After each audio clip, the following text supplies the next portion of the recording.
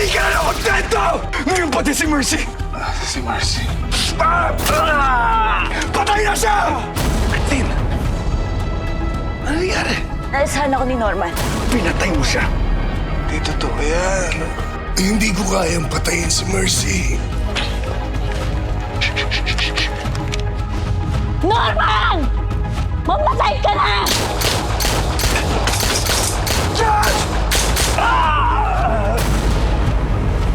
Pinabangako ko, bago ko mabula sa mundong ito, hahanapin ko kung sinong pumatay kay Mercy.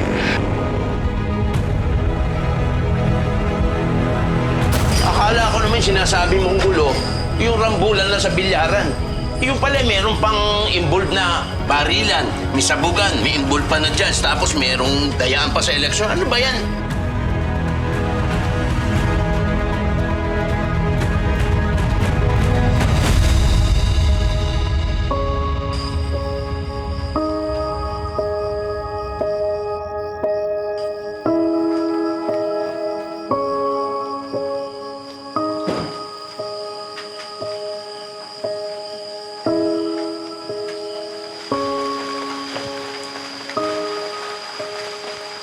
Wala akong nahanap na kumot.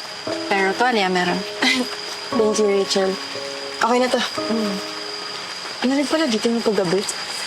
Wala eh. Si Fatima. Kamusta? Nakatulog na. Okay, Buti naman. nakatulog lang yan.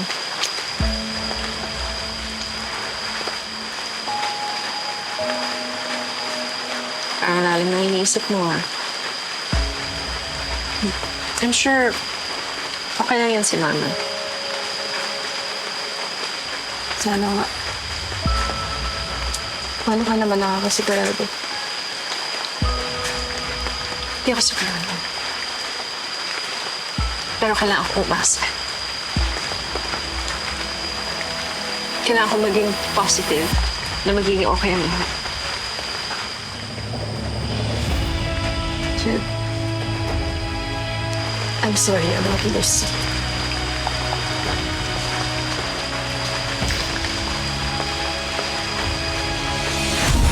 Abra, makinig ka. Babawiin ko sa lahat, all Ayun sa'yo, Abra. No one refuses the judge. Ewan ko na. Batas ang gagamitin ko para durugin siya. kanila papahirapan ng mga makapangyarihan lalo pag nasa baba kanila para kalang langgang madali na tapakan hilahin kanila hanggang mawala ng pag-asa at makakapitan ganda na ba ang kapalaran ng bawat isa hanggang sa huli gustong mangarap hindi para sa sarili kundi para sa iba kahit mahirapan na duwi sa lipunan puro saking pinipilit ko pa rin naabuti alam ko na madaming pagsubok na daan kahit nakapatayan man sa atin ang kapal kaya di ka mamamayaan ipaglalaban hahawakan ang kamay ako ay maninitigan para sa lahat kahit ayaw ko ng hustisya ay marilap ako ay susuko lahat kahit na mahal ako ay susuko papaluin ang napi ipaglaban kita hanggang sa muli.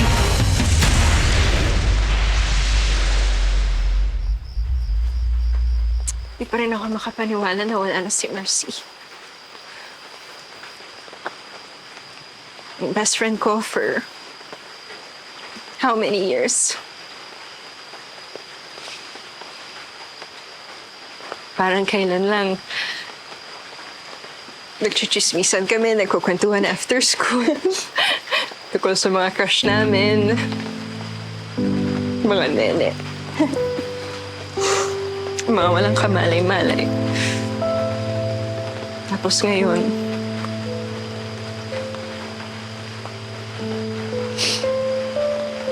wala na siya.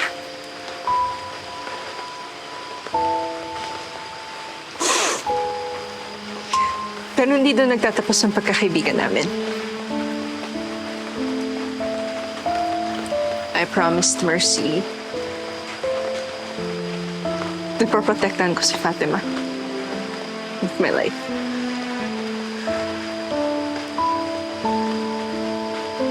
ako na sobrahan naging mabuting kaibigan kay Mercy. Yung pagkalala. Hindi ko hahayaan mapunta sa wala yung pagkamatay niya. Hanggang sa wala tayo pa rin yung inisip niya. Nagsakripisyo siya ng buhay niya para sa atin lahat. Hindi ako titigil sa laban natin doon. Para sa lahat ng tao, nagsakripisyo ng mga buhay nila. Nakako yan.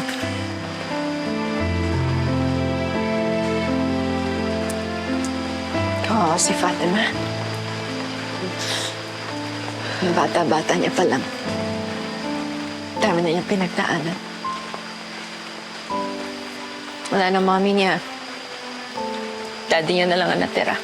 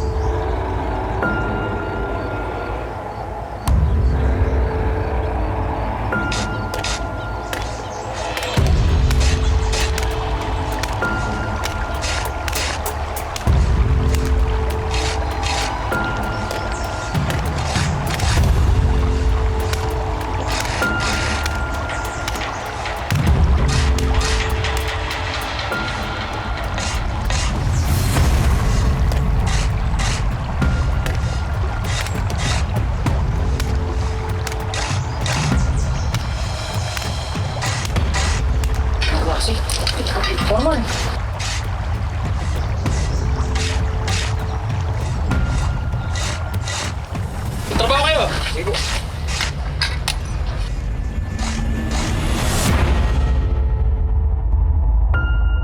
Tom.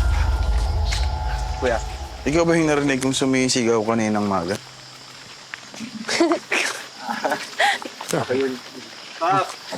Kapapet, naligo lang kasi ako eh. Walang mainit na tubig. Di ako nakapagpakulo. Ayun, napasigaw ako eh. Lamig eh. Bakit? Binabangungot ka ba? Baka tukulay naririnig mo. Alam mo anak, sobrang saya ko na umuwi ka dito sa atin. Pero baka naman sundan ka ng trouble. Alam kong medyo matindi yung problema nyo. Papi, syempre di ko naman hayaan na mangyari yun. Tsaka sigurado ko may pupuksa doon sa trouble na yun.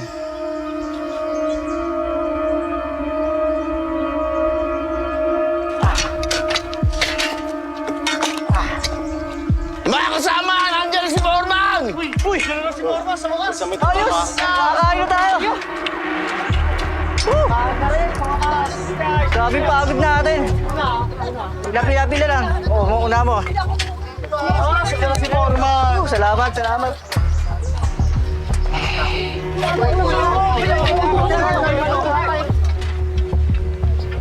Pangalan?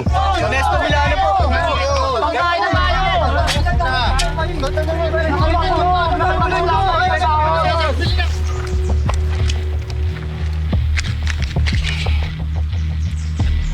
Sir, bakit 350 lang to? Isang linggo ako nagtrabaho. Isang linggo ka nag-advance eh. Pasalamat ka nga. May sinuweldo ka pa eh. Sir, baka pwede nyo dagdagan to. Kaltas nyo lang sa susunod na sahod. Ilang beses na pinagbigyan? Huwag kang abusado ha. Gusto mo makarating to kay boss? Ales! Pangalan? Bernardo de la Cruz po. Pangalan?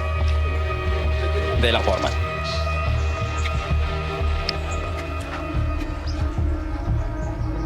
Ito lang ba kayo natakahapon? Uy, kaso hindi maganda eh. Dari tayo niyan.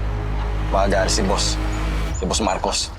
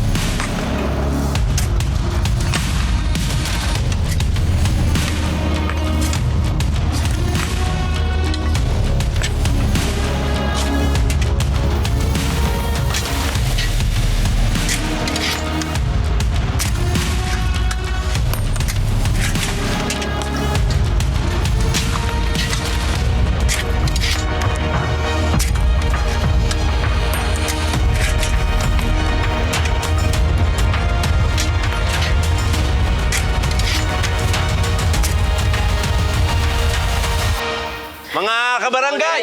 Mga kabarangay! Good morning, Kap. Ay, Kulot. Kulot nga pala. Ito yung anak ko, si Obet. Siyempre, mga kaibigan niya. Si Pido, si Tom, at si Bea. Makakatulong natin sila dito sa barangay. Talaga? Nga pala, yan si Kulot. Siya ang aking executive secretary. Ganyan ang mga kapitan. Talaga, executive Kap Obet, ano po ba yung ipapagawa niyo sa amin? Ay, nako, eksakto yung ano mo, Bea, tanong mo. No? Bibigyan ko kayo ng isang special assignment dahil nakita ko sa inyo na hindi kayo takot madumihan ang inyong mga kamay. Special assignment? Kap, ano pong ibig niyo sabihin? Ang ibig ko sabihin na, Pido, alam mo kasi may mga tao kasi na hindi malinis magtrabaho. Pero nakita ko sa inyo na kayang-kaya nyo gawin tong assignment ng malinis at magaling magligpit.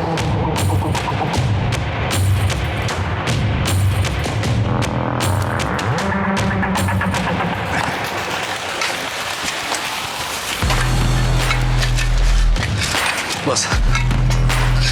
Boss. Kamusta kayo dito? Okay lang, boss. Ito nga pala yung mga bagong hukay natin sa area natin.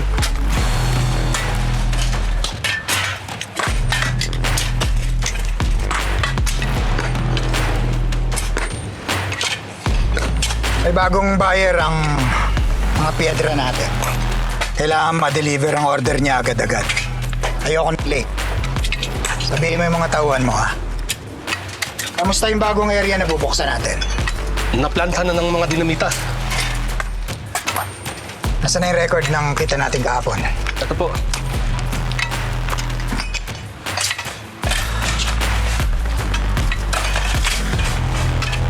Ito lang? Yes, boss. Bakit ito lang? May mga tauhan kasi tayo na hindi nakakasabay kaya kulang-kulang yung trabaho.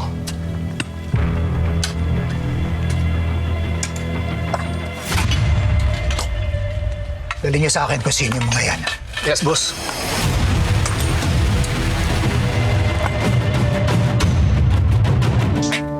Alam niyo, madali naman akong kausap eh. Gusto niyo ng trabaho. Binigay ko, hindi ba? Pero dapat, pagbutihan niyo naman ang mga trabaho niyo. Di ba? Di ba, Obo Boss? Dahil pag hindi niyo pinagbuti, malulugi ako. Eh, mahirap naman nalugi na nga ako. Pasasweldoin ko pa kayo. Hindi naman tama yon, di ba? Ayoko magalit. Pero dapat, ayusin niyo ang mga trabaho niyo.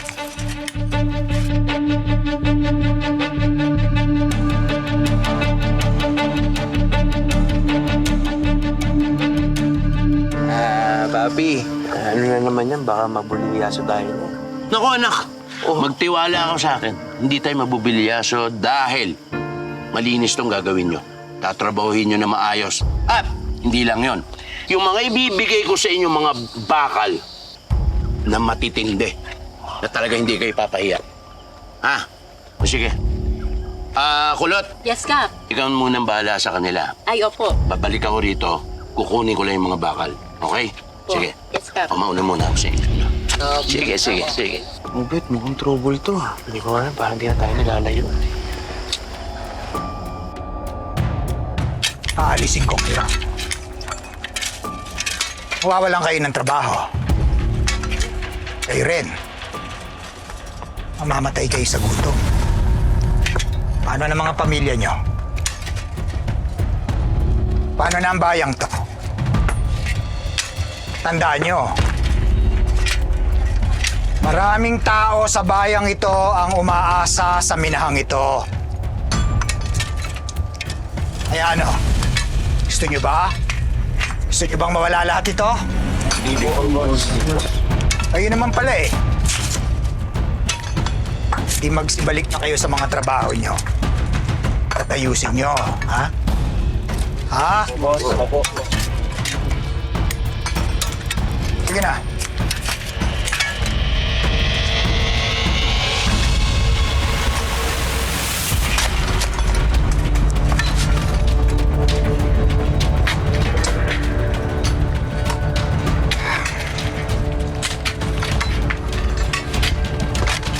Sino kaya yung sinasabi mo yung malikot ng kamay?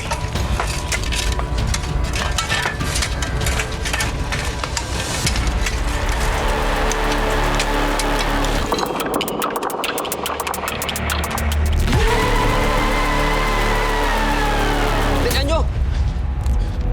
Doktora! Dilaan nyo! Delikado na ilagay niyan! Doktora! Bilis-bilisan nyo!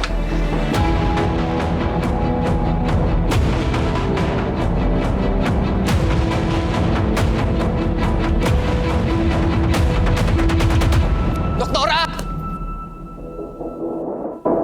Doktora! Dilaan nyo, dali!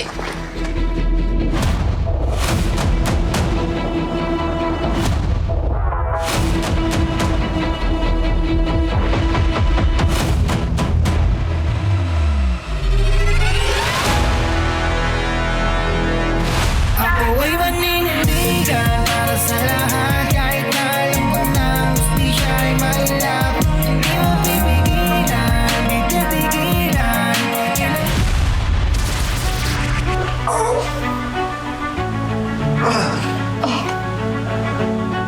Sino ka? Dito namin siya natagpuan noong isang araw. Sigurado kang ito siya. Oo, sigurado ako. Kailangan bumalik ni Norman. Saan kaya siya, no? Hindi tayo pwedeng maging bulag na lang dito. Hindi natin alam kung ano nangyayari sa Rosario kay Norman. Pulis ka ba? Hitman? Undercover? Rebelde?